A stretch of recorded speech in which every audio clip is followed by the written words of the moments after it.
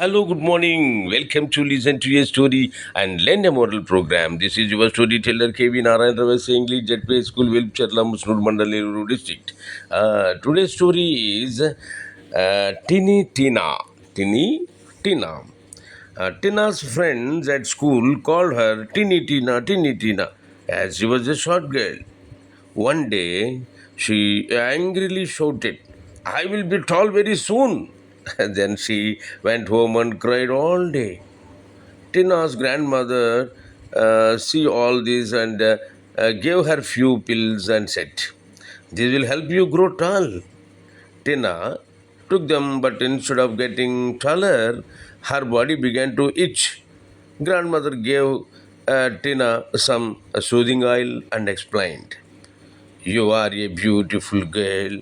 You will be in trouble if you try to achieve the impossible.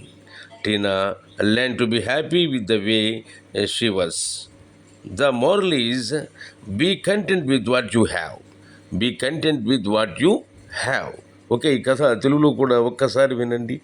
టీనా చాలా చక్కటి పిల్ల.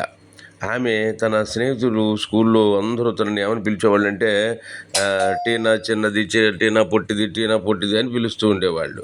అయితే ఒకరోజు ఏమైందంటే తను ఇక ఆ మాటలు వినలేక గట్టిగా ఒక రోజున కోపంగా అరిచింది. నేను ఏదో రోజున గట్టిగా పెద్ద పొడుగ్గా అయిపోతాను చూసుకోండి అని చెప్పి. అని వెంటనే ఆ రోజు ఇంటికి వచ్చేసి ఏడుస్తూ కూర్చుండిపోయింది ఆ రోజంతా.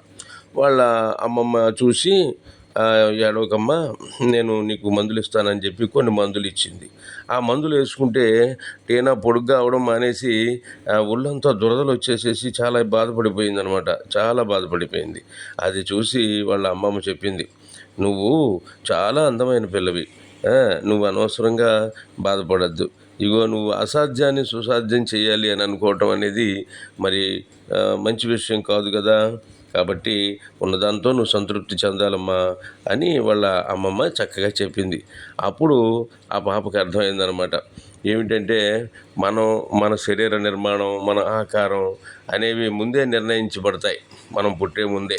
కాబట్టి వాటితో సంతృప్తి చెందాలి తప్ప మనం అలా అవ్వాలి ఇలా అవ్వాలనుకుని లేనిపోని ప్రయత్నాలు చేస్తే మనం ఇబ్బంది పడతాం. ఓకే, కాబట్టి ఈ కథా నీతి మీకు నచ్చినట్టయితే మళ్ళీ మళ్ళీ విని అట్లాగే మీ స్నేహితులకు పంపడం మర్చిపోకండి. మీరు కూడా కథలు చెప్పడం ప్రారంభించండి. ఓకే, మళ్ళీ ఇంకో మంచి కథతో రేపే కలుసుకుందాం. అంతవరకు సెలవు. బాయ్.